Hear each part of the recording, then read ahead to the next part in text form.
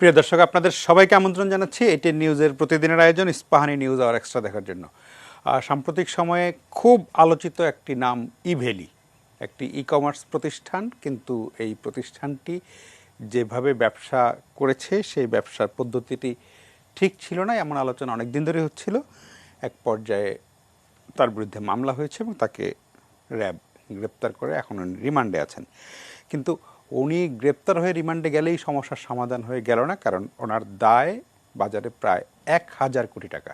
সত্যি 1,000 কোটি টাকা। এই 1,000 কোটি টাকার মধ্যে অনেক সাধারণ গ্রাহক আছেন যারা তার কাছ থেকে জিনিস কেনার জন্য টাকা দিয়ে টাকা পাচ্ছেন না, আবার অনেক কোম্পানির কাছ থেকে উনি জিনিস নিয়েছেন, তাদেরকে টাকা দেননি। সব মিলে 1,000 কোটি টাকা দায় নিয়ে ইভেলির ব্যবস্থাপনা পরিচালক মোহাম্মদ রাসেল এবং তার স্ত্রী, যিনি প্রতিষ্ঠানটির চেয়ারম্যান শামীমা নাসরিন, তারা দুজনই এখন কারাগারে। ইভেলি শুধু ইভেলি না, এমন কয়েকদিন আগে ই অরেঞ্জ নামে একই ধরনের আরেকটি প্রতিষ্ঠান, সেটিও প্রায় 1,100 কোটি টাকা মেরে দেওয়ার দায়ে তাদের মালিকানা যারা ছিলেন তাদেরকে গ্রেপ্তার করা হয়েছে। একজন পুলিশ কর্মকর্তার পেছনে ছিলেন, তিনি পালিয়ে যাওয়ার সময় ভারতে গ্রেপ্তার হয়েছেন। এবং শুধু তাই না, গত কয়েক বছরে, আজকে একটি দৈনিক শিরোনাম করেছে, গত কয়েক বছরে এমন এমএলএম বা এই রকমের হাওয়াই ব্যবসায় প্রায় 21,000 কোটি টাকা, সাধারণ মানুষের 21,000 কোটি টাকা হাওয়ায় মিলিয়ে গেছে। আজকে আমাদের অনুষ্ঠানের শিরোনাম হাওয়াই ব্যবসা। এটি আসলে ঠিক এক বছর না আরও বেশি, গত বছরের 2রা সেপ্টেম্বর একই শিরোনামে এটি নিউজের এই নিউজ আর এক্সট্রা একটা অনুষ্ঠান হয়েছিল। সেটির শিরোনাম ছিল হাওয়াই ব্যবসা। সেটি করেছিলেন আমাদের বিশেষ প্রতিনিধি মুন্নি সাহা, ছিলেন সেদিনের সঞ্চালক।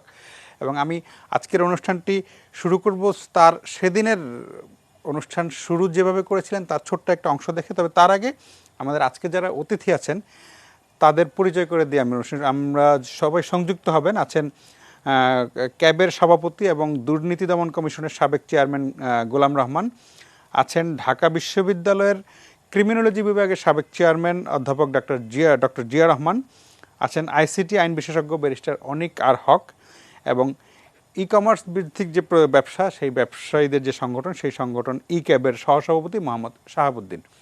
আপনাদের সবাইকে স্বাগত জানাচ্ছি অনুষ্ঠানে। তবে যেটা বলছিলাম যে আজকের অনুষ্ঠানটি শুরু করতে চাই মুন্নি সাহা গত বছরের 2রা সেপ্টেম্বর এই অনুষ্ঠানটি যেই ভূমিকায় শুরু করেছিলেন তার ছোট্ট একটি অংশ দেখে। ইভ্যালির কারণে ই কমার্স প্ল্যাটফর্মটি এখন মানুষের বিশ্বাস অবিশ্বাসের মধ্যে গিয়ে পড়েছে। অনেকেই এই ইভ্যালির এই ভেলকিবাজিতে প্রশ্ন তুলেছেন যে এটা অনেকটা এমএলএম কোম্পানির মতো। অর্থনীতিবিদেরা যারা এই বিষয়টি নিয়ে কথা বলছেন বিভিন্ন জায়গায় অনলাইনে আমরা দেখছি, তারা বলেছেন যে যে কোনো সময় একটা বিরাট বড় একটা মূলধন বাজার থেকে তুলে নিয়ে তারা হাওয়া হয়ে যাবে, সেরকম একটি আশঙ্কাও রয়েছে। তাদের ব্যবসার বৈধতা নিয়ে কথা উঠেছে। অর্থাৎ এত প্রকাশ্যে এরকম একটি ভেলকিবাজির খেলা চলতে পারে কি না। প্রিয় দর্শক, দেখছিলেন যে গত বছরের 2রা সেপ্টেম্বর, মানে 1 বছর 17 দিন আগে মুন্নি সাহা আশঙ্কা করেছিলেন যে বড় একটা মূলধন তুলে নিয়ে বাজার থেকে তারা হাওয়া হয়ে যেতে পারে। ঠিক তাই ঘটেছে। কিন্তু 1 বছর আগে এই অনুষ্ঠানে সতর্ক করার পরে, এবং তখন শুধু এটি নিউজ না, আরও অনেক মিডিয়াতেই বিষয়টি এসেছিল, কিন্তু 1 বছর ধরে তিনি এই হাওয়াই ব্যবসাটি চালিয়ে যেতে পেরেছিলেন এবং তাতে তার দেনা বা দায় আরও বেড়েছে এবং আরও অনেক মানুষ নিঃস্ব হয়েছে। এই প্রবণতা, যেটা বাংলাদেশের যে ই কমার্স ব্যবসার বিশ্বাসযোগ্যতা নিয়ে প্রশ্ন তুলেছে, যদিও ই কমার্স একটা ছোট্ট জায়গা থেকে এখন আস্তে আস্তে অনেক বড় এবং বাস্তবতা, বিশেষ করে লকডাউনের সময় বাংলাদেশের ঘরে ঘরে মানুষের কাছে পণ্য পৌঁছে দেওয়ার যে গুরুত্বপূর্ণ কাজটি করেছিল ই কমার্স, কিন্তু আজকে এই ইভেলি বা ই অরেঞ্জ বা এরকম কিছু প্রতিষ্ঠানের কারণে পুরো ই কমার্স খাতটির বিশ্বাসযোগ্যতা নিয়ে প্রশ্ন, যেটা মুন্নি সাহা তার গত বছরের অনুষ্ঠানের শুরুতে বলছিলেন। ঠিক 1 বছর পরে এসে আজকের বাস্তবতা কি, আমি শুরু করতে চাই মোহাম্মদ শাহাবুদ্দিনকে দিয়ে। মানে আমি জানি যে ছোট্ট একটি দুটি প্রতিষ্ঠান দিয়ে পুরো ই কমার্স খাতকে বিবেচনা করা হয়তো ঠিক হবে না, কিন্তু সত্যি যে ই কমার্স খাতের যে বিশ্বাসযোগ্যতা, আস্থা, সেটা একটা বড় ধাক্কা লেগেছে ইভেলি বা ই অরেঞ্জের মতো এই প্রতিষ্ঠানের কারণে। আপনার মতটা একটু শুনতে চাই যে ই কমার্স ব্যবসার বাংলাদেশের এখনকার পরিস্থিতি কি। একটু আনমিউট করে নিতে হবে মোহাম্মদ শাহাবুদ্দিন, একটু আনমিউট করে নিতে হবে। ধন্যবাদ আপনাকে। হ্যাঁ, ই কমার্স ব্যবসা এই মুহূর্তে একটা সমস্যার ভিতর দিয়ে যাচ্ছে, আপনারা সবাই জানেন। ইন্ডাস্ট্রির কিছু কোম্পানি তাদের দীর্ঘদিনের কার্যক্রমের কারণে কিছু ভোক্তা ক্ষতিগ্রস্ত হচ্ছে, প্লাস কিছু বিক্রেতাও, এটা এই সময়টাতে আমাদের টোটাল ইন্ডাস্ট্রিটাকে একটা প্রশ্নবিদ্ধ করেছে এবং কি ডিফিকাল্ট সিচুয়েশন সবাই ফেস করতেছে। তবে দীর্ঘদিনের যে এই সেক্টরের গ্রোথ, সেটা আমরা করোনাকালীন সময়ে একেবারে বিজনেসের লাইফ লাইন হিসেবে মানুষের জীবনে অত্যন্ত উপকারী অনুষঙ্গ হিসেবে কাজ করছে ই কমার্স। এবং এটার সুবিধাটা শুধু শহর কেন্দ্রিক না, একদম গ্রাম কেন্দ্রিকও প্রসারিত হয়েছে। কিন্তু গত কয়েক মাসের কার্যক্রমের কারণে আমাদের এই সেক্টরের উপর একটা আঘাত এসেছে মনে করি। তবে আশাবাদী আমরা এই সময়টা কেটে যাবে, কারণ আমরা গত বছর এই সময়ে আপনাদের যে একটা প্রোগ্রাম হয়েছিল, সবাই জানেন গত এক বছর যাবৎ পুরো ইন্ডাস্ট্রিকে নিয়ে আমরা কাজ করি। তখন ইভেলিকে নিয়ে একটা রিপোর্ট হয় এবং বাংলাদেশ ব্যাংক থেকে তাদের অ্যাকাউন্ট ফ্রিজ করা হয়, প্রতিযোগিতা কমিশন থেকে একটা পদক্ষেপ নেওয়া হয়। সেই নিরিখে আমাদের অ্যাসোসিয়েশন একটা ঢাকা ইউনিভার্সিটির 5 জন প্রফেসর, একজন ব্যারিস্টার এবং একজন ফিনান্সিয়াল এক্সপার্টকে নিয়ে আমরা একটা কমিটি গঠন করি। সেই কমিটি গঠন করার পরিপ্রেক্ষিতে ইভেলের বিজনেস মডেলকে অ্যানালাইসিস করে একটা রিপোর্ট তৈরি করা হয়। সেই রিপোর্ট আমরা প্রতিযোগিতা কমিশন এবং বাণিজ্য মন্ত্রণালয় দিই। এখানে যে রিপোর্টের মূল বিষয়টা ছিল, সেখানে এই বিজনেস মডেলগুলা সাস্টেইনেবল না, এগুলোর জন্য যাতে পদক্ষেপ নেওয়া হয়, পাশাপাশি ভবিষ্যতে যাতে এই ধরনের বিজনেস তৈরি না হয় এবং যারা এই বিজনেসে আছে তাদের বিজনেস যাতে বন্ধ হয়ে যায় বা এই মডেল চেঞ্জ করতে হয়, সেজন্য আমরা একটা এসওপি তৈরি করার জন্য পরামর্শ দিই। সেই নিরিখে বাণিজ্য মন্ত্রণালয় গত কয়েক মাসের প্রস্তুতিতে এবং ইকেবের সহযোগিতা একটা স্ট্যান্ডার্ড প্রসিডিউর তৈরি করা হয়। সেটা বিভিন্ন স্টেক হোল্ডারদের বেটিং এর মাধ্যমে এবং আইন মন্ত্রণালয়ের বেটিং নিয়ে এটা জুলাই 4 তারিখে আপনার গ্যাজেট আকারে পাবলিশ হয়। এই পাবলিশ হওয়ার পরবর্তীতে দেখা যায় যে যেই মডেলগুলো এই ধরনের বিজনেস করে তারা আর সাস্টেইন করতে পারছে না, তখনই ভোক্তারা পণ্য পাচ্ছে না, প্লাস নতুন নতুন ক্রেতাও তৈরি হচ্ছে না, তাদের যে মাল্টি লেভেল মার্কেটিং মডেল অথবা পুঞ্জি স্কিম, এটা ব্যাঘাত ঘটে। এবং যারা এর আগে কেনাকাটা করে তারা এই সময়টাতে সমস্যার সম্মুখীন হয়। এবং আপনারা জানেন রিসেন্টলি একটা কোম্পানি একজন সিও কে অ্যারেস্ট করা হয়, কিন্তু তার আগেই অ্যাসোসিয়েশন কিছু পদক্ষেপ নেয়। সেই পদক্ষেপের ভিতর আমরা প্রায় 16টা কোম্পানিকে অবজারভেশনে নিই। সেখান থেকে আমরা 4টা কোম্পানিকে সদস্যপদ বাতিল করি এবং স্থগিত করি। বাকি কোম্পানিগুলোর বিষয়ে আমরা চিঠি দিই পর্যায়ক্রমে, যেহেতু অ্যাসোসিয়েশন কোনো প্রশাসনিক ক্ষমতা বা এক্সিকিউটিভ পাওয়ার নেই, তাদের নির্দিষ্ট একেবারেই ডিটিও রুলস অনুযায়ী যতটুকু ক্ষমতা আছে, পাশাপাশি অ্যাসোসিয়েশনের যে পরিচালনা নীতিমালা আছে তার নিরিখে আমরা আইনত পদক্ষেপ নিই। সেই পদক্ষেপগুলো অনলি 4টা পদক্ষেপ নেওয়া যায়। তাদেরকে একটা প্রথমত নোটিশ করা, আমরা সেটা করি। সেখানে আমরা তাদের রিপ্লাই পাই, কারণ দর্শানোর নোটিশ। সেখানে ওনারা কিছু সময় চায়, এজ এ মেম্বার হিসেবে আমরা কোম্পানিগুলোকে প্রেসার ক্রিয়েট করি, একটা নির্দিষ্ট সময় দিয়ে দিই। এই সময়ের ভিতর ক্রেতাদের পণ্য অথবা মূল্য ফেরত দিতে হবে, বিক্রেতাদের টাকা ফেরত দিতে হবে। এটার জন্য কোনো কোনো কোম্পানি 1 মাস, কোনো কোনো কোম্পানি 3 মাস, কোনো কোম্পানি 6 মাস আমাদের কাছে সময় চায়। আমরা সেই নিরিখে ইভেলিকে আমরা 3 মাস সময় দিই, যেটা আগামী বছর 26 তারিখে পূর্ণ হবে। আমরা এই এতটুকুর বেশি কিছু করার সুযোগ নেই এজ এ অ্যাসোসিয়েশন।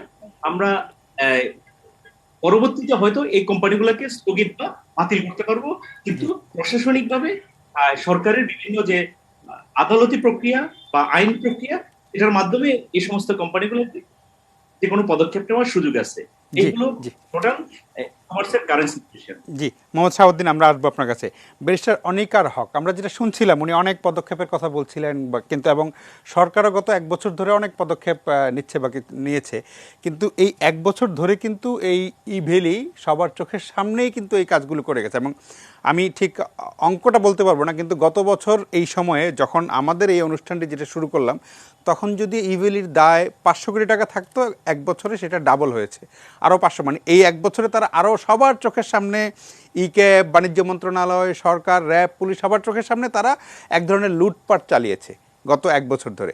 এইটার আসলে মানে প্রতিকার কি? এবং আমরা জানি যে এমন উনি যেমন বলছিলেন যে আরও অনেকগুলো প্রতিষ্ঠানের বিরুদ্ধে ওনারা নোটিশ দিয়েছেন, তার মানে তারাও কিন্তু টাকা নিচ্ছে। তাদেরটাও যখন এরকম 1000 কোটি টাকা যাবে, অনেক মানুষের কান্নাকাটি হবে, তখন আবার তাদের কাউকে হয়তো গ্রেপ্তার করা হবে। কিন্তু আমাদের চোখের সামনে কিন্তু সবগুলো ঘটছে।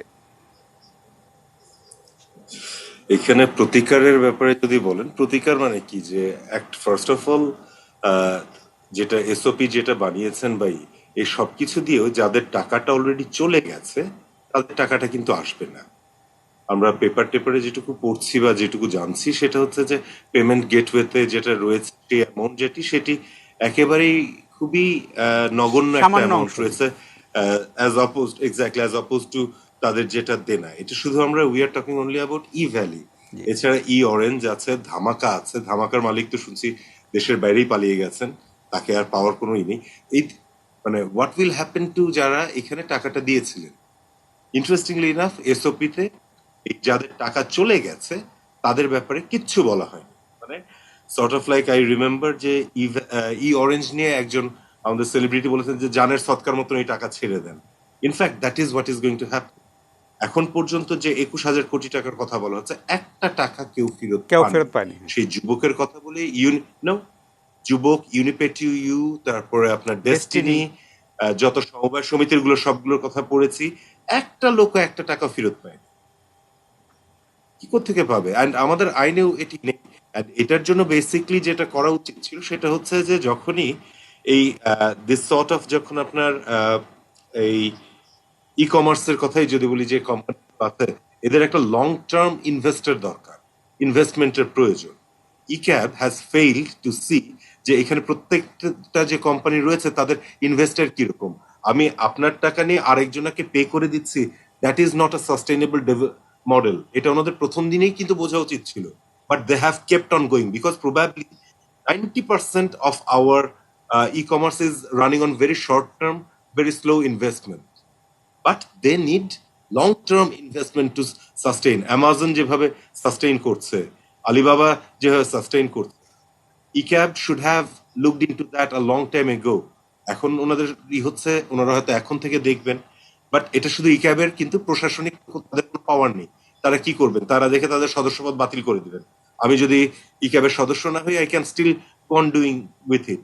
তাহলে দায়িত্বটা মেইনলি পড়ছে হচ্ছে কমার্স মিনিস্ট্রির উপরে। কমার্স মিনিস্ট্রির এটার নজর রাখা উচিত ছিল, অ্যালং উইথ যে কম্পিটিশন কমিশন যে রিপোর্টটা জমা দিয়েছিল, যে এটা কমপ্লেনটা করেছিল, সেটার ব্যাপারে গত 1 বছরে কোনো সরকারি বডি কোনো স্টেপ নেয়নি। ওয়াই? কম্পিটিশন কমিশন বলছে যে তোমার এই business model is not sustainable. Commerce ministry বসে বসে দেখছে যে দেশের মানুষের কাছ থেকে তারা এইভাবে টাকা নিয়ে জাস্ট এটাকে পঞ্জি স্কিমে চেতে, মানে it's no different from any Ponzi scheme. So they have done anything. So অবশ্যই তাদেরও দায় আছে, কিন্তু যাদেরই দায় থাকুক, প্রবলেমটা হচ্ছে যে যারা এখানে ইনভেস্ট করেছিলেন বা যারা তাদের বায়ার ছিলেন তারাও যেমন টাকা পাবেন না, এবং যারা তাদের কাছে প্রোডাক্ট সাপ্লাই করেছিলেন তারাও আর কোনো টাকা ফেরত পাবেন বলে মনে হয় না। কারণ এখন পর্যন্ত ওই 21,000 কোটি টাকা যেটা বলা হচ্ছে যে গত 2006 সাল থেকে এখন পর্যন্ত 15 বছরে কেউ একটা পয়সাও ফেরত পাননি। এদের বিজনেসের মডেলটা এক একজনের এক এক রকম। একজনা গাছ দেখিয়ে, মানে একই গাছ 50 জনের কাছে বিক্রি করতে, আর একজনা আমার টাকা নিয়ে আরেক যে আমার আগে যে ইনভেস্ট করেছে তাকে পার্শিয়ালি স্যাটিসফাই করছে। So this is absolutely MLM বলেন, পঞ্জি স্কিম বলেন, সেম জিনিস। সমবায় সমিতিগুলোতেও একই অবস্থায় হয়েছে, সবার কাছ থেকে টাকা নিয়েছে, কেউ কোনো টাকা ফেরত পাচ্ছে না। কোত্থেকে পাবে? কে দিবে? সরকারের তো এই ক্ষমতা নেই দেওয়ার, কারণ সরকার বলবে উই ডিডন্ট। এর সাথে সাথে আরেকটা যেটা আসে যে let the buyer be aware, অর্থাৎ যে কিনছে তাকে একটু সাবধান হতে হবে। আর আমাদের পেনাল কোডে একটা প্রভিশন আছে, সেটা কেউ ইউজ করে না, 294B। সেটা হচ্ছে যে আপনি কিন্তু যে কোনো ব্যবসাতে যদি এরকম কোনো পুরস্কার দেন, সেটার জন্য কিন্তু আপনাকে ডিসির কাছ থেকে পারমিশন নিতে হবে। একটা কেস হয়েছিল, ইফ ইউ রিমেম্বার, বেশ অনেক আগে, যে যমুনার অ্যারোম্যাটিক সাবান, যেটা হালাল সাবান, একটা কিনলে আরেকটা ফ্রি দিবে, তখন ওই বাণিজ্য মেলাতে তাদের এগেনস্টে কেস হয়েছিল। That went up to the appellate division, এবং অ্যাপেলেট ডিভিশন বলেছিল যে না, এই মামলা চলবে, এটা আপনারা করতে পারেন না। Buy one get one free বা যে কোনো এরকম অফার দেওয়ার আগে আপনাকে প্রপার অথরিটি থেকে পারমিশন নিতে হবে। কিন্তু এটাকে কেউ আমরা কখনোই কি বলবো কার্যকর হিসেবে এটাকে ইমপ্লিমেন্ট করতে পারিনি। ওটা যদি আজকে ব্যবহৃত হতো তাহলে প্রবাবলি হতো না, প্রথমেই যদি এটা করা হতো। জি। জনাব অনিকার হক, আপনাকে ধন্যবাদ। আমরা আসবো আপনার কাছে আবার। জনাব গোলাম রহমান, আপনি দীর্ঘদিন ধরে এই ভোক্তাদের অধিকার নিয়ে আন্দোলন করছেন, কিন্তু আজকে আমরা দেখছি বাংলাদেশে যে শত শত হাজার হাজার মানে সংখ্যাটা আসলে লাখ ছাড়িয়ে যাবে মানুষ প্রতারিত হয়েছে। ভোক্তা যারা কিনতে চেয়েছে জিনিস তারা টাকা দিয়েছে, টাকা পায়নি, জিনিসও পায়নি। এবং এটা আসলে আমরা ইভিলে নিয়ে কথা বলছি, কিন্তু এখন আসলে খুঁজলে দেখা যাবে যে এমন আরও অনেকগুলো প্রতিষ্ঠান, অরেঞ্জ, এবং আমি সেদিন দেখলাম বাণিজ্য মন্ত্রণালয় অন্তত 10টি প্রতিষ্ঠানের ব্যাপারে তাদের নজরদারির কথা বলছে। তার মানে ভ্যালি এবং অরেঞ্জ ছাড়া বাকি 8টি যে প্রতিষ্ঠান যারা নজরদারিতে আছে, কিন্তু তারা কিন্তু ব্যবসাটা চালিয়ে যাচ্ছে এখনও। ফলে দায় কিন্তু কোথাও না কোথাও বাড়ছেই। ফলে এই ভোক্তারা যে প্রতারিত হচ্ছে, বঞ্চিত হচ্ছে, তাদের তো আসলে কোনো মানে যেটা অনিকার হক বলছিলেন যে টাকা ফেরত পাওয়ার আসলে কোনো সম্ভাবনা হয়তো নেই, কিন্তু তাহলে ভোক্তাদের দায়টা কোথায়? তারা তো জিনিসটা কিনতেই চেয়েছিলেন। তাদের অধিকারের কথা আপনারা বলছেন বটে, কিন্তু অধিকারটা তো থাকছে না। তাদের বা ক্রেতাদের যেমন জাতিসংঘ কর্তৃক স্বীকৃত ভোক্তাদের 8টি অধিকার আছে আর 5টি দায়িত্ব আছে। এই 5টি দায়িত্বের মধ্যে অন্যতম দায়িত্ব হলো দেখে শুনে যাচাই করে পণ্য বা সেবা ক্রয় করা। দুর্ভাগ্যজনক হলে এটি সত্য যে অনেক ক্রেতাই চমকপ্রদ বিজ্ঞাপনে এবং আশ্বাসে প্রলোভিত হন এবং এবং অর্থ পরিশোধ করে তারপরে পরবর্তী সময়ে পণ্য পাবেন এমন এমন আশ্বাসে বিশ্বাস করে ক্ষতিগ্রস্ত হন।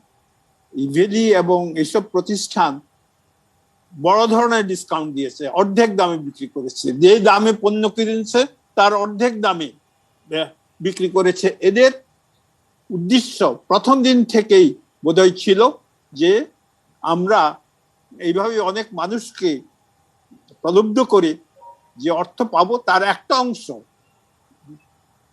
আপনার অন্য ক্রেতাদেরকে সুবিধা দিয়ে ব্যয় করব, আর বাকি অংশ আমরা মানি লন্ডারিং অথবা অন্য কোনো উপায়ে সরাই নিব এবং তারপর একদিন কেটে পড়ব। এই যে ইভেলি তাই করেছে। এর আগে যে যুবক ডেস্টিনি, ইউনিপে টু, এরকম একই কাজ করেছে। এবং এখন অনেক প্রতিষ্ঠান ই কমার্সের প্ল্যাটফর্ম ব্যবহার করে অনেক দুর্বৃত্ত ব্যবসায়ী এই কাজটি করছে এবং এদের বিরুদ্ধে সরকার এখন ব্যবস্থা নিচ্ছে, প্রতারণার জন্য ব্যবস্থা নিচ্ছে। আবার প্রতারণার সাথে জড়িত অবৈধ সম্পদ অর্জন অথবা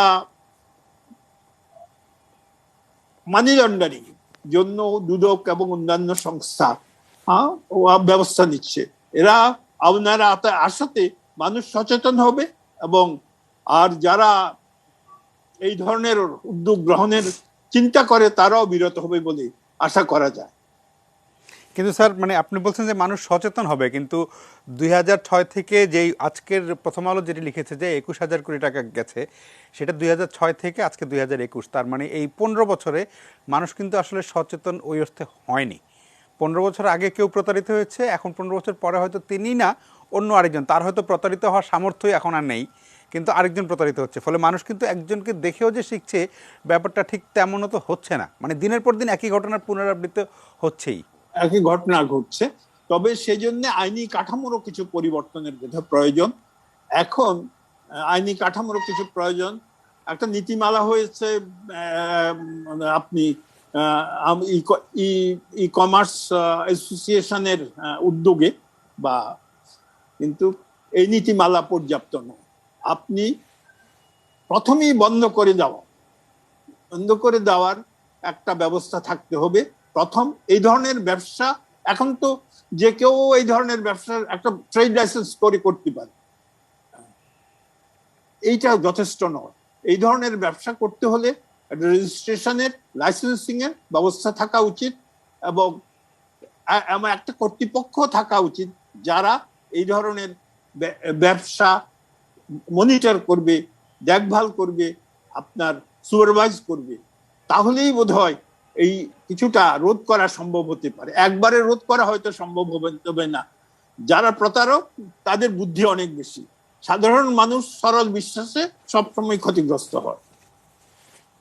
জি, আপনাকে আপনাকে অনেক ধন্যবাদ।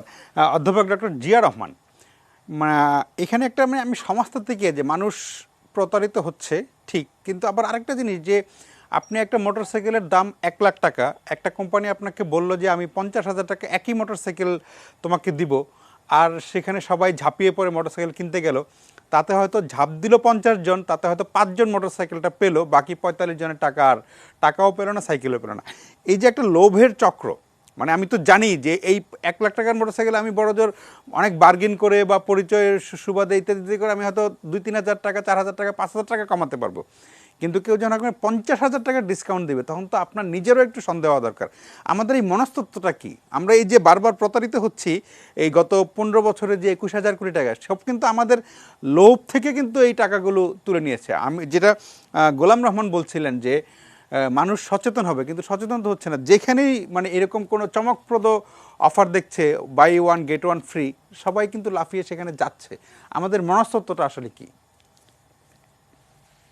ধন্যবাদ। আমি প্রথমে ধন্যবাদ দিচ্ছি আপনাদেরকে, এবং এর আগেই আপনারা আপনাদের মিডিয়ার যে দায়িত্ব সেই জায়গা থেকে 1 বছর আগে আপনারা এই বিষয়টি নিয়ে কথা বলেছেন। দেখেন প্রবাস, আমি খুব দায়িত্ব নিয়ে বলছি, আমি গত একদম লকডাউন শুরু হওয়ার কোভিড শুরু হওয়ার থেকেই কিন্তু যখন আমরা এ নিয়ে আলোচনা করছি, বিভিন্ন অপরাধ, যেহেতু অপরাধ আমার বিষয়বস্তু, আমি কিন্তু তখন ক্লিয়ারলি আমরা বলছিলাম যে আমি 3টি অপরাধের গত 5-6 বছর ধরে আমরা বলেছি যে 3টি প্রধান অপরাধ বাংলাদেশের কাছে এখন খুবই গুরুত্বপূর্ণ। একটি হচ্ছে টেরোরিজম, এটা গভর্নমেন্ট অ্যাড্রেস করছে, জিরো টলারেন্সের মধ্যে গিয়েছে। দ্বিতীয়টা ড্রাগ, সেটাকে বলেছেন। থার্ড কথা আমি যেটা বলেছিলাম যে অনলাইন বা সাইবার ক্রাইম, যেটা আছে, এবং সেটা কিন্তু এই কোভিড শুরু হওয়ার পর থেকে আমরা বুঝছিলাম খুব স্বাভাবিক একটা জায়গা থেকে, আমার সাবজেক্টের ভেতরে না ঢুকেও আমরা যেটা অপরাধীদের, তারা যে অপরচুনিটি খুঁজে, মানে সেই অপরচুনিটির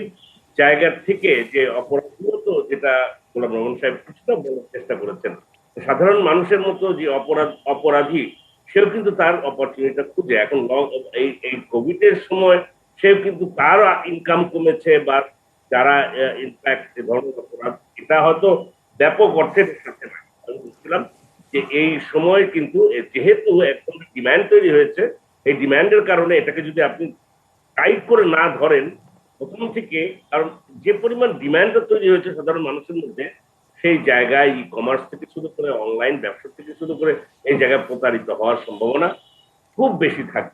যাই হোক, এখন যেহেতু এটা আপনি যে প্রশ্নটা বলছিলেন, এটি যেহেতু আমি সমাজ বিজ্ঞানের ছাত্র, এর প্রথম কারণ হচ্ছে যে আমরা এখনো নগরায়ন হয়েছেই। ঐতিহাসিক ভাবেই বলছি আপনাকে যে নগরবাদ বলে একটা জিনিস হচ্ছে আরবানিজম। সে আরবানিজমের মধ্যে আমরা আরবানিজমের মধ্যে প্রাইভেসি, কনফিডেন্সিয়ালিটি, আপনার সিকিউরিটি, এই সমস্ত জিনিস কিন্তু এনশিওর হয়, এবং সেটা ওই আলটিমেটলি আপনার আইন দ্বারা বা ফর্মাল ওয়েতে সবকিছু পরিচালিত হয়, যেটা গ্রামীণ জীবনযাত্রার একেবারেই বাইরে, যেটা গ্রামীণ জীবনযাত্রার মধ্যে একেবারে ইনফর্মালিটি যেটা থাকে। তো আমাদের ট্রেডিশনাল সোসাইটি গুলো অধিকাংশই, আমাদের এখানে নগর বার্তা তৈরি হয়নি, এটি একেবারে প্রাথমিক কথা। আমি প্রায় 4-5 বছর আগে আমি ঢাকা ট্রিবিউনে একটি আর্টিকেল লিখেছিলাম গার্মেন্টস ইন্ডাস্ট্রির ব্যাপারে, যে formal industries informal practices. Garments ইন্ডাস্ট্রির দীর্ঘদিন আপনি যে দেখবেন যে সেখানে আমাদের লেবার অ্যাক্ট আছে, ইন্টারন্যাশনাল লেবার কনভেনশন আছে, এগুলো কিন্তু আলটিমেটলি কোনোটাই মানা হচ্ছে। অর্থাৎ আপনি তাকে এক একটা কোম্পানি, এক এক ইন্ডাস্ট্রি এক এক ভাবে তার বেতন দিচ্ছে, ওয়েজ দিচ্ছে, তার ওভারটাইম দিচ্ছে, এই যে নিয়মটা এক নাই, এবং এটার সাথেই আর কি আলটিমেটলি সচেতনতা। এখন এই যে গ্রিডের ব্যাপারটা আবার আমরা যেহেতু ইনিশিয়াল একেবারে পুঁজিবাদী সমাজ ব্যবস্থার ইনিশিয়াল ফেজের মধ্যে আমরা ঢুকেছি, ন্যাচারালি এটা খুবই পুরনো তত্ত্ব যে এই সময়ে কিন্তু আলটিমেটলি আমি একটা টেলিভিশন প্রোগ্রাম, পরে আপনাকে আমি সকালে কারণ পুঁজিবাদী সমাজ ব্যবস্থার মূল বিষয়টাই হচ্ছে যে কে কাটছে কত বেশি কম্পিটিশন, কে কাটছে কত বেশি উপরে যাবে, একেবারে ওপেন মার্কেট ইকোনমি। এখন এই জায়গাটায় আপনাকে এই যে রেগুলেটরি বডিজ এর একটা যে বিরাট ভূমিকা, দুর্ভাগ্যক্রমে এই আইন, ব্যারিস্টার আছেন, গোলাম রহমান সাহেব আছেন, তিনি এগুলো নিয়ে কাজ করছেন। আমরা আইনের কথাও কিন্তু বলি, কাজের কেতাবে আছে, গোয়ালে নেই। ভালো ভালো আইন আছে, আইনের ইমপ্লিমেন্টেশন নাই, এবং এটা দেখভাল করার দায়িত্ব যে বিরাট বিরাট রেগুলেটরি বডিজ থাকার কথা আছেও কিছু কিছু ক্ষেত্রে।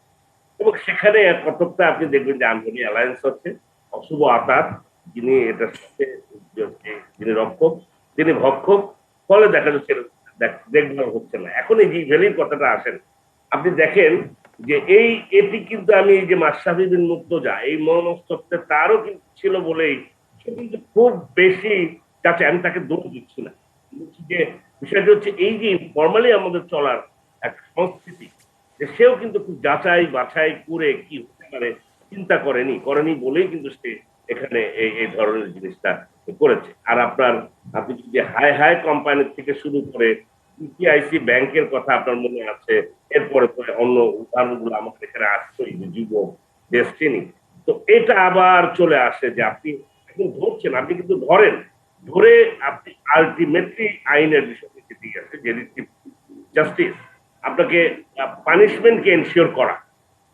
হ্যাঁ, তো আলটিমেটলি এই ভ্যালি যাবে, কিছুদিন আপনি থাকবে, এই সাহিত্যে ধরা হয়েছে, কিন্তু কতটুকু আলটিমেটলি বিচার হবে এবং এই সাধারণ, এবং এই যে আপনার আরো অনেক উদাহরণ আছে আমাদের যে স্টক এক্সচেঞ্জের যেই ঘটনা ঘটেছে, সাধারণ মানুষ, আমি অনেক ধন্যবাদ যে তিনি একেবারে কারেক্ট জায়গাটা আইডেন্টিফাই করেছেন যে সাধারণ মানুষের আসলে কোনো দাম নেই, তারা ভিকটিম। আপনি ভুল হতে পারে, আপনার লোভ হতে পারে, ফাইন, আপনি মানুষ, আপনি কানাডাতে যান, আমেরিকাতে যান, ওয়ালমার্ট থেকে আপনি একটা জিনিস কিনছেন, আপনি খারাপ জিনিস, আপনি 10 দিন পরে আপনি সেটা ফেরত দিয়ে যদি দেখেন, আপনাকে কিন্তু সে ফেরত দিয়ে দিচ্ছে।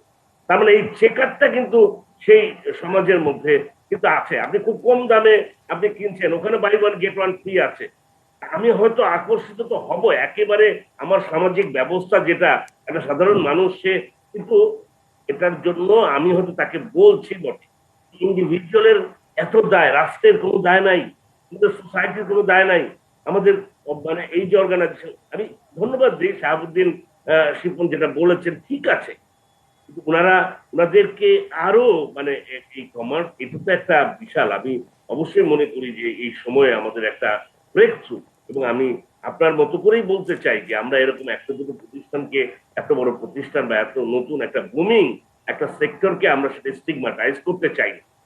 কিন্তু আলটিমেটলি যেটা ব্যারিস্টার অনেক বলেছেন, আপনি কি মানে এটা আমরা কেউ বলতে পারবো যে এই সাধারণ মানুষগুলো যারা এই টাকা হারিয়েছে তারা তাদের কোনোভাবে তারা এই টাকাটা ফেরত পাবে?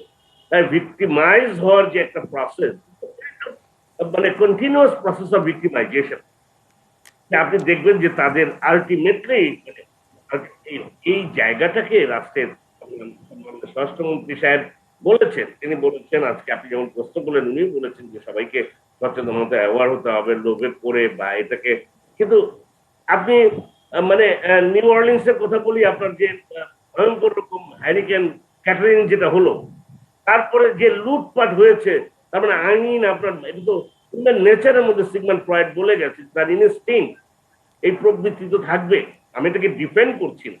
আমরা সাধারণ মানুষ, বাংলাদেশের মানুষ তো খুবই মানে আমি বলবো সিম্পল মানুষ, কাজেই আমি বলছি যে এই জায়গাগুলোকে আমরা, এবং লাস্টে আমি একটা কথা বলেই শেষ করছি, এই যে আমরা ছোটবেলা থেকে শিখে এসেছি প্রিভেনশন ইজ বেটার দেন কিউর, আমরা প্রোঅ্যাক্টিভ পলিসি, আমি কিন্তু কোনো জায়গায় খুব আমাদের এই ধরনের প্রসেস ডেভেলপ না করলেও আপনি দেখবেন কোন একটা ঘটনার সাথে সাথে যে রিয়াক্টিভ পলিসি, সেই পলিসিটা কিন্তু চমৎকার, খুব দ্রুততার সাথে সবকিছু বাংলাদেশে হয়ে যায়। কিন্তু যেটা আপনি একটা ঘটনা যেটা আজকে আপনার আমি খুবই বলি যে আপনি 1 বছর আগে যেটা দেখিয়েছেন, তাহলে অর্গানাইজেশন সবাই কেন নড়ে চড়ে বসুন না। জি, আমরা ছোট্ট একটা বিরতি নিচ্ছি, বিরতির পর আলোচনায় ফিরবো। কথা বলছিলাম হাওয়াই ব্যবসায় নিয়ে, জনগণের টাকা নিয়ে লুটপাট করে এই যে ইভেলির মতো কোম্পানি যাদের এখন যেই ফাঁপানো বেলুন সেটা ফুটে গেছে, অনেক মানুষ সর্বশান্ত হয়ে গেছে, তাদের কি হবে? আমরা ছোট্ট একটা বিরতির পরে আলোচনায় ফিরছি, আশা করি সঙ্গেই থাকবেন।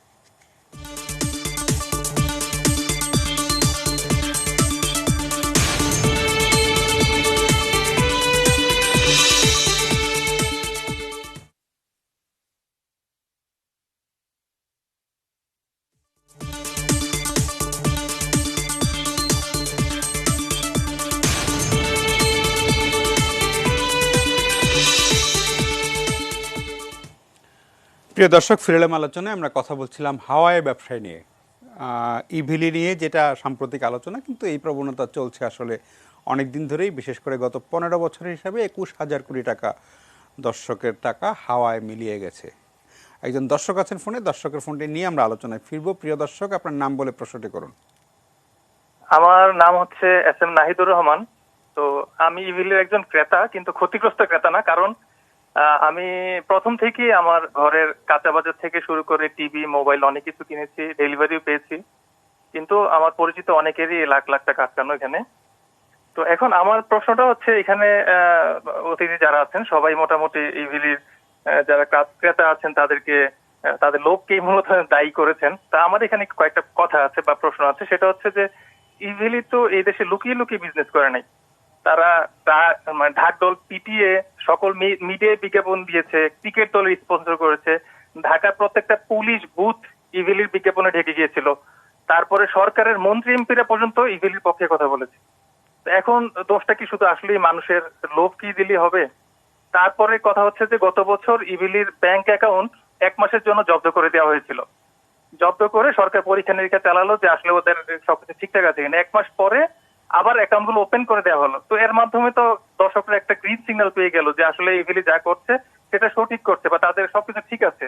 তো এখন মানুষ তো তাহলে ওখানে একটু ট্রাস্ট করবে, এটাই স্বাভাবিক। আর একজন কে কোন কোম্পানি কাস্টমার একুইজিশন করার জন্য আসলে নিজের পকেট থেকে ইনভেস্ট করছে, আর কে একজনের টাকা নিয়ে অন্যজনকে দিচ্ছে বা পঞ্জি স্কিম করছে, সেটা তো একজন কাস্টমারের পক্ষে জানা পসিবল না। তারপরে কিছুদিন আগে যেমন আলেশা মার্ট নামে একটা কোম্পানির ই কমার্স উদ্বোধন করলেন আমাদের স্বয়ং বাণিজ্য মন্ত্রী। তো এখন আমরা আসলে কোন দিকে যাব? সাধারণ দর্শকরা আসলে বিভ্রান্ত। জি জি, আরেকটু আমি শেষ করছি, আরেকটু কথা বলে আমি শেষ করছি। তো একজন সাধারণ মানুষের কি সাধ্য আছে যে কোম্পানির ভিতরে গিয়ে নথি খুঁজে আসলে কোম্পানি কি করতেছে সেই দেখার, মানে সেটা তো আসলে একদম মানে কাস্টমারের পক্ষে পসিবল না। আর ফাইনালি কথা হচ্ছে যে ইভিলির মালিককে এখন আটকে রেখে আসলে লাভটা কি কারো হচ্ছে? বরং আমার মনে হয় কোম্পানিটা যদি চলতো কিছু কিছু হইলেও ওরা দিতে পারতো, মানে 10 টাকা 20 টাকা হোক না, তাও তো গ্রাহক কিছুটা পেত। ঠিক আছে, আপনার প্রশ্নটা আমি বুঝতে পেরেছি। আমাদের অতিথিদের কাছ থেকে আমি এই উত্তরটি জানার চেষ্টা করব। এটা একটা ডিলেমা বটে যে ওনাকে কি ছেড়ে দিয়ে ব্যবসা করতে দেওয়া উচিত নাকি কারাগারে নেওয়া উচিত, সেই প্রশ্নটি আমি আসবো। আমি ব্যারিস্টার অনিকা হকের কাছে এই প্রশ্নটি আমি শুনতে চাই যে এটা যেমন আমাদের যে দর্শক এস এম নাহিদুর রহমান বলছিলেন, আমরা দেখছি গত কয়েকদিন ধরেই মোহাম্মদ রাসেলকে গ্রেপ্তারের পরে ইভিলি অফিসের সামনে বিক্ষোভ করছেন অনেকে তাকে মুক্তি দেওয়ার জন্য, এবং তাদের যুক্তি হলো যে যদি উনি ব্যবসা চালিয়ে যেতে পারতেন তাহলে কিছু না কিছু লোক, এখন মানে ওনার মডেলটা তো মোটামুটি পরিষ্কার যে উনি আরও 100 জনের কাছ থেকে টাকা নিয়ে পিছনের 10 জনকে কিছু দায় হয়তো শোধ করবেন, কিন্তু তার মানে আরও 100 জন ট্র্যাপে পড়লো। ফলে এখন, এবং অতীতেও যুবক ডেস্টিনির সময় বলা হয়েছে যে ব্যবসাটা চালাতে দিলে চলতে পারতো, এখন তো বন্ধ করে দিয়ে সবাই ক্ষতিগ্রস্ত হলো। আসলে এই যে অনেক মানুষকে ইনভলভ করে তাদেরকে ঢাল হিসাবে ব্যবহার করে এক ধরনের নিজেদের রক্ষা করার চেষ্টা, এইটা এখন এই ইভিলির মতো ব্যবসা। এবং এস এম নাহিদ যেটা বলেন খুবই যৌক্তিক কথা যে গত বছর যখন ইভিলির ব্যাংক অ্যাকাউন্ট 1 মাসের জন্য বন্ধ করে রাখা হলো, তারপর যখন আবার ছেড়ে দেওয়া হলো, তার মানে কিন্তু এক ধরনের গ্রিন সিগন্যাল ছিল যে ইভিলি ওকে, তোমরা এটা করতে পারো। এখন তাহলে দায়িত্বটা কার? আমি একদম প্রথমেই বললাম যে নাহিদ সাহেব যেটা বললেন, আমরা কিন্তু বলছি যে হ্যাঁ লোভ করেছে মানুষ, কিন্তু দায়িত্ব যেটা যাদের ছিল, যারা রেগুলেটরি বডি হিসেবে এখানে আছেন, কমার্স মিনিস্ট্রির কথা যদি বলি, তাদের যে দায়িত্ব ছিল, দে হ্যাভ আটারলি ফেইল। তো বেসিক্যালি তাদের দেখার কথা। আর আরেকটা যেটা জিনিস আছে, দেখুন সাধারণ মানুষকে অ্যাকচুয়ালি দৌড়তে লাভ নেই।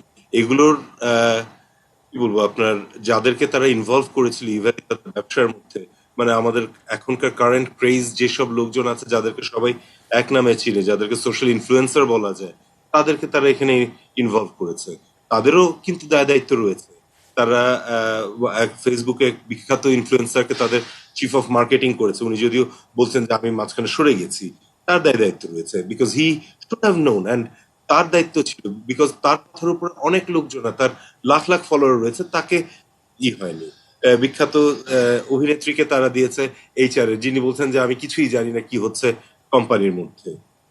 তো এগুলো যে লোক দেখানোর জন্য, তারপরে কি ফেস অফ বলে একজন আরেকজন সেলিব্রিটিকে দিচ্ছে, বাংলাদেশ ক্রিকেট দলকে স্পন্সর করছে, তারা সিরিজ স্পন্সর করছে। সবকিছু করছে। তো সাধারণ মানুষ তো এগুলো দেখলে অফকোর্স এইসব চটকদার বিজ্ঞাপনে দে আর গেটিং অ্যাট্রাক্টেড, এটা তো হবে, এটা হিউম্যান টেন্ডেন্সি।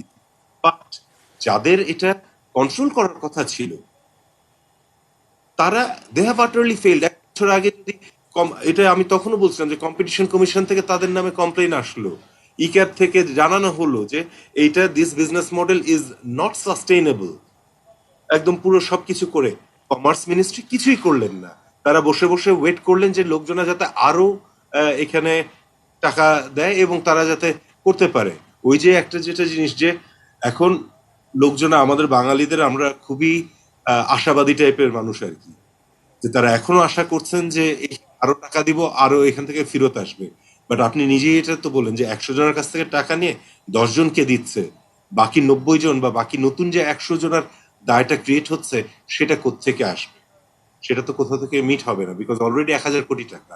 একমাত্র উপায় আছে যদি কোনো ওই রকম ওই হিউজ লেভেলের কোনো যদি ইনভেস্টর আসে। ইনফ্যাক্ট যেটুকু আমরা শুনতে পাচ্ছি যে হিজ আইডিয়া ওয়াজ যে উনি এটাকে একটা ব্র্যান্ড ভ্যালু তৈরি করে এটা ব্র্যান্ড ভ্যালুটা বাইরের বিক্রি কারো করতে কাছে, চাইছেন। জি, exactly that was his idea. তো ব্র্যান্ড ভ্যালুটা তৈরি করে বিক্রি করার জন্য তার যেটুকু যে পরিমাণ ইনভেস্টমেন্টের প্রয়োজন ছিল সেটুকুও তার কাছে ছিল না। মাঝখানে হি জাস্ট ডিলেইড। ওনাদের ইক্যাবের কাছে বলেছেন যে 26 তারিখ পর্যন্ত কোন একটা গ্রুপের সাথে তাদের হয়েছিল যে 1000 কোটি টাকা তারা ইনভেস্ট করবে, তারা ইনিশিয়ালি 200 কোটি টাকা করবে, পরে অল সরে দিস, গিয়েছে। But that failed. Exactly that failed, that whole thing failed, and as a result এখন একদমই কিন্তু আর তার হাতে কিছু নেই। তাদের দুজনের ব্যাংক অ্যাকাউন্টে রয়েছে 30 লক্ষ টাকা না কত লক্ষ টাকা দেখতে শুনতে পাচ্ছি। এখন তার ব্যাংকের হিসাবের নিয়েই বা কি হবে, আর কে কোত্থেকেই বা কে টাকা পাবে? That is impossible. সো দর্শক কি বলবো, দর্শক যেটি বললেন যে ভোক্তাদের যে দোষ দিচ্ছে, no, ভোক্তাদেরকে ওইভাবে দোষ দিচ্ছে না, ভোক্তাদেরকে প্রলুব্ধ করা হয়েছে। And simply for that reason, they should be punished and they have been brought under the scope of law. এখন সাধারণ মানুষের কিছু হবে না, এদের জেল হবে, এটাই হচ্ছে ব্যাপার। সাধারণ মানুষ তার টাকা ফেরত পাবে না, তাদেরকে জেল দিয়ে একটা মানসিক শান্তি পাবে, বা আর যাতে কেউ ইফ ইট ইজ আর যাতে কেউ এটাতে সাহস না পায় সেরকম হবে। বাট এগেইন এসবে দেখা যাচ্ছে যে অনেকেই কিন্তু দেশ ছেড়ে পালিয়ে গিয়েছেন। অরেঞ্জের ভদ্রলোককে ধরা গেছে, থ্যাংক গড, ইন্ডিয়াতে। তারপরে এহসান গ্রুপ যেটি, সে তো আবার বোধহয় ওয়াজ করে টাকা হ্যাঁ, ওয়াচ করে কাছ থেকে মানুষকে নিয়েছে। দ্যাট ইজ কনভিন্স আনাদার, করতে, হ্যাঁ exactly that is another way of, এই তো কি বলবো, মানে কত রকমের ভাবে যে এটাকে করা হচ্ছে সেটা কিন্তু উই ডোন্ট নো। এক একদিন এক একটা আসছে, আপনি অবিশ্বাস মানে বিশ্বাসটা করবেন কথা, তাহলে তো টোটাল ইন্ডাস্ট্রিটাকে বন্ধ হয়ে যাবে। But not necessarily the industry is bad. ওনারা তো সবাই, অনেকেই তো ভালোভাবেই কাজ করছেন, ওনাদেরও তো দিকটা দেখতে হবে। এখন কিভাবে মানে দের ইজ দ্য ব্যালেন্সটা খুঁজে পাওয়া তো খুব কঠিন। জি, জি। জনাব অনিকার হক, আপনাকে ধন্যবাদ।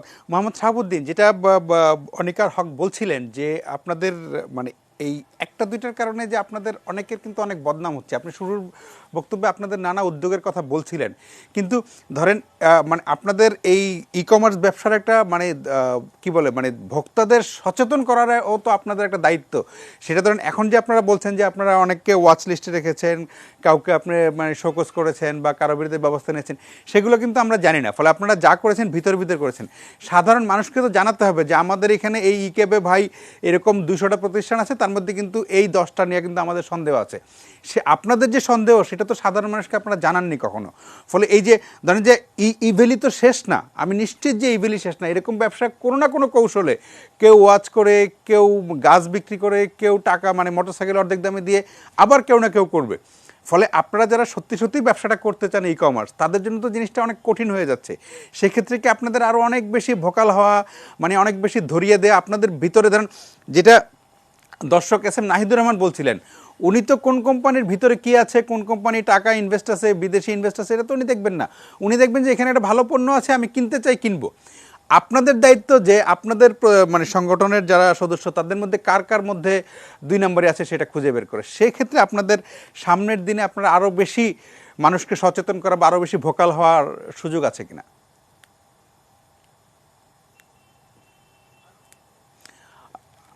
মোহাম্মদ শাহাবুদ্দিন, একটু আনমিউট করে নিতে হবে। অ্যাসোসিয়েশনের আসলে সেরকম কোনো মিডিয়া সেন্টার বা এই ধরনের পাওয়ার নেই, আপনাদের সহযোগিতা নিতে হয়। মিডিয়া বা টেলিভিশন চ্যানেলগুলো, পত্রিকাগুলো যদি হেল্প করে, আমরা সব ক্ষেত্রে মানুষকে সচেতন করতে পারি। এক্ষেত্রে আপনারা যদি সহযোগিতা করেন, অবশ্যই অ্যাসোসিয়েশন এক্ষেত্রে বড় ভূমিকা রাখবে। আমাদের ইন্ডাস্ট্রির এক্সট্রিম লোককে ইনভলভ করেন, আমরাই প্রয়োজনে হেল্প করব। তারা এই ক্ষেত্রে ভালো কাজ করছে, তাদেরকে প্রমোট করেন, অটোমেটিক্যালি দেখবেন মানুষ সচেতন হবে। নাম্বার 1। নাম্বার 2, সচেতনতার পাশাপাশিও পলিসিগত বিষয়গুলো যদি ঠিক থাকে, অটোমেটিক্যালি কোনো না কোনো ভাবে মানুষ ক্ষতিগ্রস্ত হওয়া থেকে বাঁচবে। সেখানে আমরা কিছু কাজ করছি। একটা গুরুত্বপূর্ণ কাজ হলো, যেহেতু এটা একটা হলো ট্রান্সফরমেটিভ ইন্ডাস্ট্রি, ই কমার্স, এটা কিন্তু আজকের হয়তো এখানে একটা ক্ষুদ্র অবস্থায় আছে, আর 4-5-7 বছরের ভিতর দেখবেন যে বাংলাদেশের ম্যাক্সিমাম ইন্ডাস্ট্রি ট্রান্সফার হবে এদিকে, এটা ডিজিটাল প্রোডাক্টে হোক আর ফিজিক্যাল প্রোডাক্টে। তো এক্ষেত্রে পলিসি যদি ঠিক না থাকে, আইনগত দিকগুলো যদি ঠিক না থাকে, তাহলে আরো বড় বড় দুর্ঘটনা ঘটবে। আর এটার মাধ্যম যেহেতু ফিনান্সিয়াল ট্রানজাকশন, সেক্ষেত্রে একটা বড় ভূমিকা রাখতে পারে বাংলাদেশ ব্যাংক। আমরা বাংলাদেশ ব্যাংকের জন্য 2019 সালে প্রাইম মিনিস্টার অফিস থেকে একটা অ্যাডভাইস নিয়েছি, সেটা হলো এসকো সিস্টেম।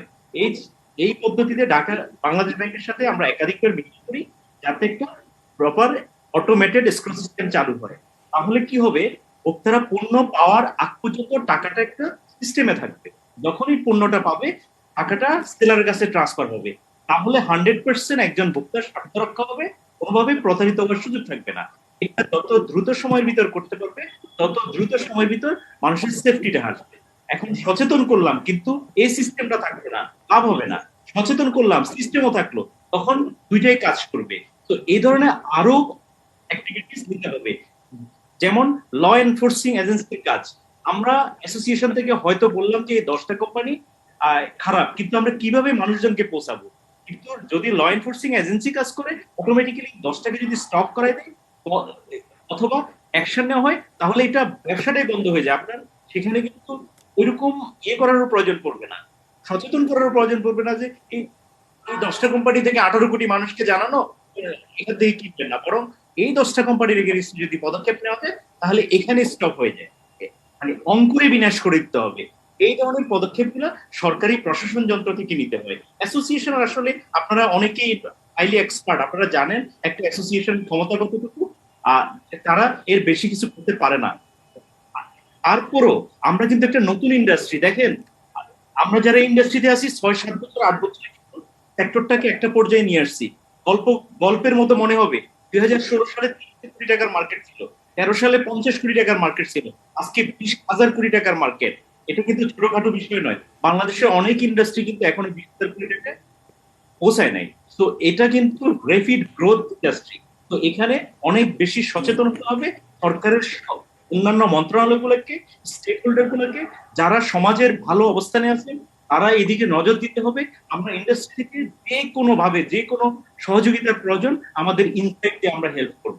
তাহলে দেখবেন সচেতনতা হবে, একটা কাঠামো দাঁড়াবে, ব্যবসাগুলো ভালোভাবে চলবে। এখানে একটা বড় ভূমিকা রাখবে আমাদের ইয়াং জেনারেশন। এই বিজনেসটা ট্রান্সফরমেটিভ, যেহেতু আমি ইন্ডাস্ট্রি বলছি, এখানে এই ট্রান্সফরমেশনের অগ্রদূত হলো আমাদের ইয়াং জেনারেশন, যারা টেকনোলজি, এডুকেশন এবং দৈনন্দিন এটার সাথে সংযুক্ত। তারা যদি পিছপা হয় ইন্ডাস্ট্রি থেকে, এটা কিন্তু আটকে যাবে, এটা আগাবে না। তারা যদি ভয় পায় ইন্ডাস্ট্রিতে কাজ করতে, উদ্যোক্তা তৈরি হবে না। এই ধরনের বাধা যেগুলো আসবে, সেগুলোকে যত স্বল্প সময়ে দূর করা যাবে, সেটাও একটা গুরুত্বপূর্ণ বিষয়। আমাদের অনেক উদ্যোক্তা তৈরি করতে হবে, না হলে আন্তর্জাতিক কম্পিটিশনে আমরা টিকবো না। সারা পৃথিবী শুধু ই কমার্সের এই জায়গায় নাই, কিন্তু আমরা কিন্তু দেখতে যাই না। এখানে দেখেন, আমরা হয়তো রিটেল ইন্ডাস্ট্রি গুলা ক্রমান্বয়ে ই কমার্স হচ্ছে, কিন্তু আমরা ডিজিটাল প্রোডাক্ট গুলা যে ই কমার্স হচ্ছে, এটা আমরা কেউ খেয়ালে রাখি নাই। আজকে দেখেন, সিনেমা হলে মানুষ যাচ্ছে না, নেটফ্লিক্সে সিনেমা দেখছে, মুভি দেখছে, তার মানে কি একটা ইন্ডাস্ট্রি ক্লোজ হয়ে যাচ্ছে। এই জায়গায় আমাদের মনোযোগ দিতে হবে। এই জায়গাগুলো নিয়ে কাজ করতে হলে এই জায়গার পলিসিগত জায়গাগুলোতে এবং উদ্যোক্তাদেরকে সহজীকরণ করতে হবে। এখন নিয়ম কানুন অনেক বেশি তৈরি করলে আমার উদ্যোক্তারা দেখবেন যে আটকে যাবে। সেখানেও কিন্তু আমাদের পলিসি মেকাররা গুরুত্বপূর্ণ ভূমিকা রাখতে হবে। তাহলে দেখবেন একটা ইন্ডাস্ট্রি খুব দ্রুত সময়ের ভিতর ভালোভাবে দাঁড়াবে এবং ক্ষতিগ্রস্ত হবে না মানুষ। জি, জনাব শাহাবুদ্দিন, আমি আরেকটা কথা, যে আমি পত্রিকায় পড়ছিলাম যে ইভেলি, অরেঞ্জ ছাড়াও বাণিজ্য মন্ত্রণালয় আরও এমন মানে গোটা 10 কোম্পানির ব্যাপারে তাদের অবজারভেশন বা নজরদারি রেখেছে, যেমন ধামাকা, বুম বুম, সিরাজগঞ্জ শপ, আলাদিনের প্রদীপ, কিউকম, আদিয়ান মার্ট, এরকম net.com, আলিশা মার্ট ইত্যাদি। তো এখন ধরেন আমরা এখন অরেঞ্জ ভ্যালির কথা শুনে তারা এখন এই যে সামনের যে প্রতিষ্ঠানগুলো নজরদারি, সেই নজরদারিটা ঠিক মতো হচ্ছে নাকি আবার 3 মাস 6 মাস পরে গিয়ে এই 10টার মধ্যে থেকে কোনো একটা আবার এমন হাই কোম্পানি হিসেবে আবির্ভূত হতে পারে? এখন দেখেন মন্ত্রণালয়ের কাজ তো মন্ত্রণালয় করবে, ইনফ্যাক্ট হয়তো পাবলিকলি ওনারা কিন্তু স্টেটমেন্ট দিয়েছেন কোন কোম্পানিগুলোর বিষয়ে ওনারা পদক্ষেপ নিচ্ছেন। এটা একটা সতর্কতার জায়গা। এখনই তারা এই কোম্পানিগুলোর সাথে লেনদেন করতে, কেনাকাটা করতে, এটাই কিন্তু আসল সচেতনতা, এটাই লোক সংবরণ করা। এবং এই 10টা নয়, আমি মনে করি এর বাইরেও আরো কোম্পানি আছে, সেগুলোতেও আরো নজর দেওয়া উচিত। আমরা অ্যাসোসিয়েশন কিন্তু অনলি তাদের মেম্বার কোম্পানিগুলো নিয়ে কাজ করতে পারে, এর বাইরের গুলোর বিষয়ে কাজ করতে পারে না। হয়তো মন্ত্রণালয়কে অ্যাডভাইস করতে পারে আপনারা নন মেম্বার কোম্পানিগুলো কেউ এই ক্ষেত্রে পদক্ষেপ নিতে পারে। তো আমি মনে করি মন্ত্রণালয় যেহেতু এই সময় এই 10টা কোম্পানির বিষয়ে পদক্ষেপ নিচ্ছে, নিশ্চয় খুব দ্রুত সময়ের ভিতর এদের বিষয়ে একটা পদক্ষেপ নিবে, এটা পিছিয়ে যাবে না। আর দ্বিতীয়ত অ্যাসোসিয়েশন থেকেও আমরা বিভিন্ন প্রকৃতির প্রেশার ক্রিয়েট করছি কোম্পানিগুলোকে, যাতে দ্রুত সময়ের ভিতর কমপ্লায়েন্স গুলোতে কভার করে, অথবা তাদের ব্যবসা বন্ধ করে দিতে হবে, কোনো উপায় নেই আমরা তাদের মেম্বারশিপ করব অথবা বাতিল করব, এর বেশি কিছু আমরা করতে পারবো না। কিন্তু ব্যবসা বন্ধ করতে হলে ওই কোম্পানি ব্যক্তি নিজে করতে হবে অথবা আদালতের মাধ্যমে করতে হবে। কিন্তু দুর্ভাগ্যক্রমে আমরা দেখতে পাই, আপনাকে একেবারেই ইনসাইট বলি, ভোক্তারা কিন্তু ক্ষতিগ্রস্ত হলে কোনোভাবে কমপ্লেন করে না। যখন কমপ্লেন না করবে, আপনি আদালত বলেন, আইন আদালতে কিভাবে যাবে? অথবা আমাদের কাছে যদি কমপ্লেন না আসে, আমরা কিভাবে একটা কোম্পানিকে বলতে পারি তুমি অপরাধ করছো?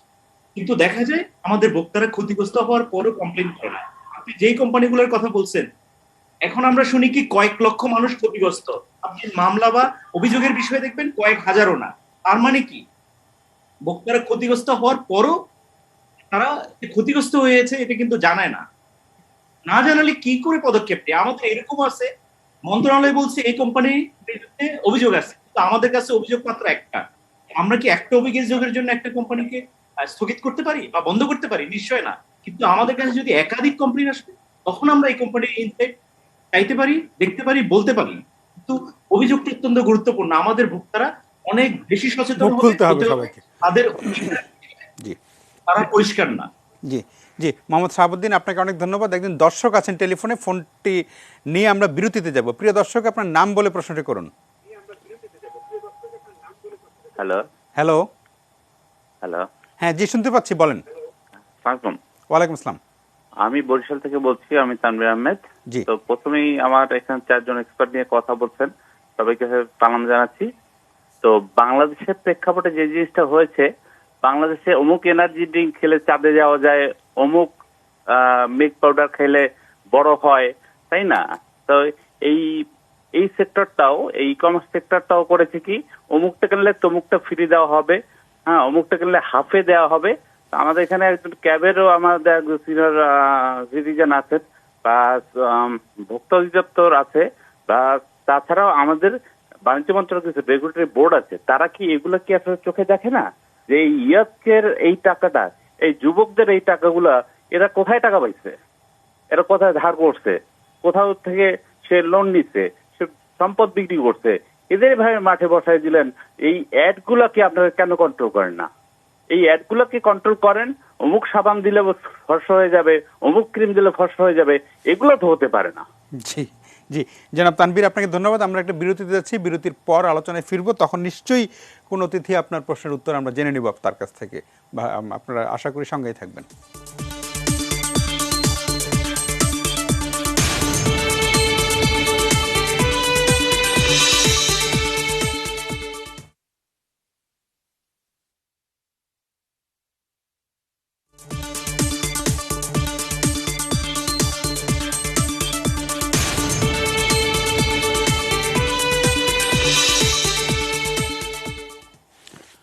প্রিয় দর্শক, ফিরে এলাম আলোচনায়। কথা বলছিলাম হাওয়াই ব্যবসা নিয়ে।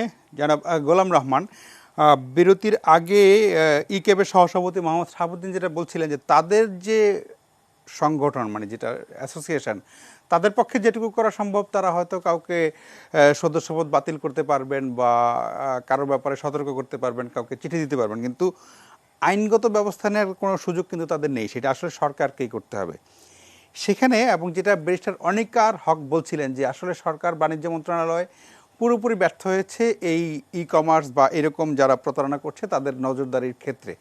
সেক্ষেত্রে এই যে এত মানুষের এত টাকা 1,000 কোটি টাকার দায়, সেখানে কেউ নেবে না। এখন তো মানে বলা হচ্ছে যে এই টাকা কে দিবে, কেউ দিবে না। কিন্তু বাণিজ্য মন্ত্রণালয় বা সরকার কি দায় আসলে এড়াতে পারে? তাদের চোখের সামনেই তো হয়েছে। এবং একজন দর্শক যেটা বিরতির আগে ফোনে বলছিলেন যে প্রলুব্ধ করার জন্য যে বিজ্ঞাপন দেওয়া হয়, কোনোটাতে একজন ক্রিকেটারকে ব্র্যান্ড অ্যাম্বাসেডর বানানো হয়, কোনোটাতে সঙ্গীত তারকাকে ব্র্যান্ড অ্যাম্বাসেডর বানানো হয়। অনিকার হক যেটা বলছিলেন, একজন ফেসবুক ইনফ্লুয়েন্সার যার কয়েক লাখ ফলোয়ার, তাকে ইভেলিতে চাকরি দেওয়া হয়। এইভাবেই তো অনেক মানুষকে প্রলুব্ধ করা হয়। সেগুলো সব চোখের সামনেই হয়েছে। ফলে সরকার বা বাণিজ্য মন্ত্রণালয় তো ব্যর্থতা ঠিক এড়াতে পারবে না। সেখানে দায়িত্ব তাদেরকে তো নিতে হবে, যদি আমি ভোক্তার স্বার্থ সংরক্ষণের কথাটি বলি।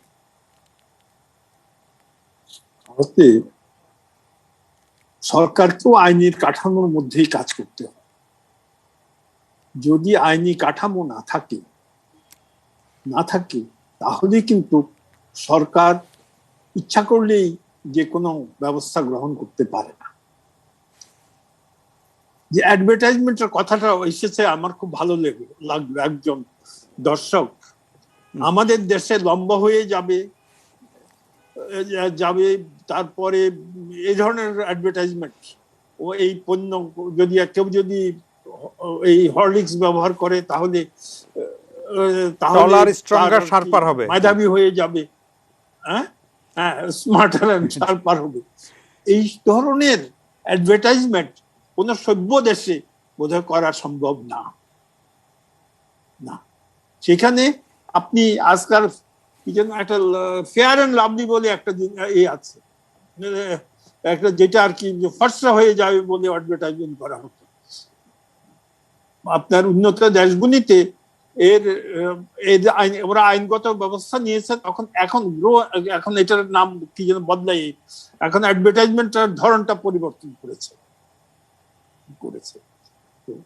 আমাদের এই আইনি কাঠামো নাই। আমি ব্যারিস্টার সাহেব হয়তো আমার চেয়ে ভালো বলতে পারবেন যে আমাদের দেশে এই অ্যাডভার্টাইজমেন্ট রেগুলেট করার জন্য একটা ব্যবস্থা নেওয়া দরকার। আর ব্যবসা বাণিজ্যের ক্ষেত্রে আপনার কিছু বাধা বিধি নিষেধ তৈরি করা দরকার। না হলে এই ধরনের প্রতারণা ঘটবেই। আর সরকারের যাদের কথা বললেন, তাদের এত কাজের মধ্যে হয়তো মানে কোনো কিছুতে কনসেন্ট্রেট করে না। আমার মনে আছে আমি তখন দুদকের চেয়ারম্যান, তখন MLM ব্যবসাটা খুব খুব প্রসার লাভ করছিল। MLM ব্যবসা তো মেইনলি প্রতারণা, দুদকের শিডিউলভুক্ত অপরাধ নয়। তো আমার মনে হলো যে প্রতারণা করে তো অর্থ সম্পদ অর্জন করে অথবা মানি লন্ডারিং করবে, এই না একটা মানে আপনার একটা উদ্যোগ নেই না। এবং সেই উদ্যোগের ফলেই আর কি ওই ইউনিপে টু না, তারপরে ডেস্টিনি, এরা ধরা পড়লো এবং ওই ব্যবসাটা অনেকটা খামোশ হয়ে আসছিল। তো এইটা কিন্তু মানে দুদকের শিডিউলভুক্ত অপরাধ না হওয়া সত্ত্বেও আমি এই মানে আপনার ইনিশিয়েটিভটা নিয়েছিলাম। কিন্তু সে সময় এই ধরনের 150টি প্রতিষ্ঠানের নাম আমি সংগ্রহ করেছিলাম।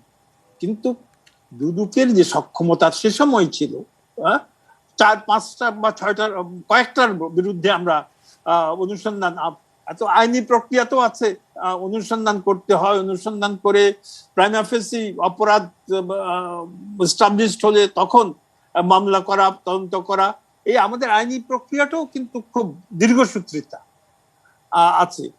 আর কোনো একটা আইনি প্রক্রিয়ার বাইরে গিয়ে কেউ কোনো অ্যাকশন যদি নিতে চায়, সেটাও কিন্তু বিপজ্জনক। আপনি অ্যাসোসিয়েশন তো যদি কোনো ব্যবস্থা নেই, যারা আর কি মানে যারা এইসব অপকর্ম করছে ওরা তখন আদালতে শরণাপন্ন হবে। তো বিষয়টা একটা গোলক ধাঁধার মতো।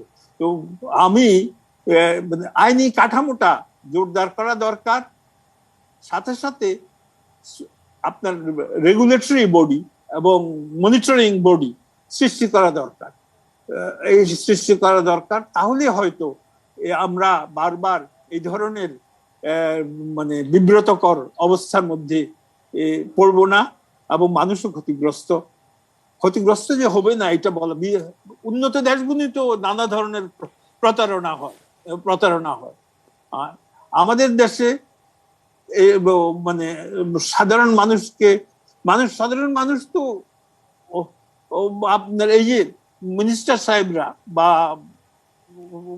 বড় বড় খেলোয়াড়, বড় বড় অভিনেতা অভিনেত্রী বিভিন্ন জায়গায় যে আপনার বিভিন্ন ব্যবসাকে প্রমোট করে, কিন্তু ওনাদের তো কোনো দায় দায়িত্ব নাই এই ধরনের এই ধরনের অনুষ্ঠানে তাদের তো যাওয়া উচিত না। তো এটা একটা আর কি, এটা একটা নৈতিক ব্যাপার, আইনি ব্যাপার, সবকিছু মিলে খুব জটিল একটা বিষয় বলে আমার মনে হয়। জি, জনাব গোলাম রহমান, আপনাকে অনেক ধন্যবাদ। আমরা অনুষ্ঠানের শেষ বিরতিতে যাচ্ছি, বিরতির পর আলোচনায় ফিরবো। আশা করি ফিরে এসে আপনাদের সঙ্গেই পাবো।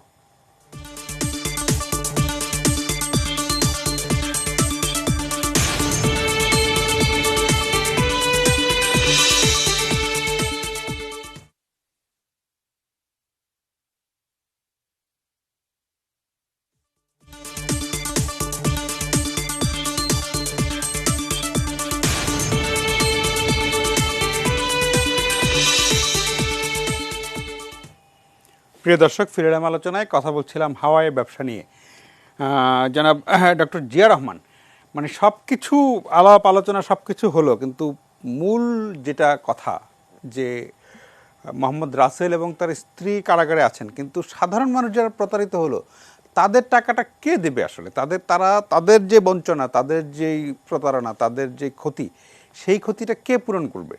মানে কোনো না কোনো একটা তো রেগুলেটরি বডি, মানে কাউকে না কাউকে তো দায়িত্ব। মানে একজন মানুষকে কারাগারে নিলে তো ধরেন 1000 কোটি টাকার দায় শেষ হয়ে যাবে না।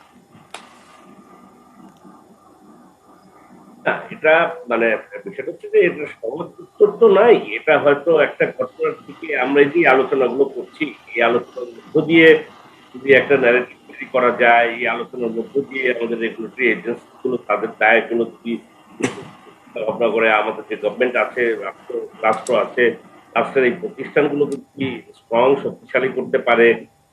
একজন হয়তো একটু ঘটনা আমরা আগে অনেকগুলো ঘটনা, আপনি হয়তো রাতারাতি তাকে বের করে তাকে ওখানে রাখা, তার কাছ থেকে টাকা আনা, that should not be the main গোল আমি মনে করি। যদিও দুর্ভাগ্যক্রমে কারণ হচ্ছে যে আমরা চাইলেই তো পারবো না।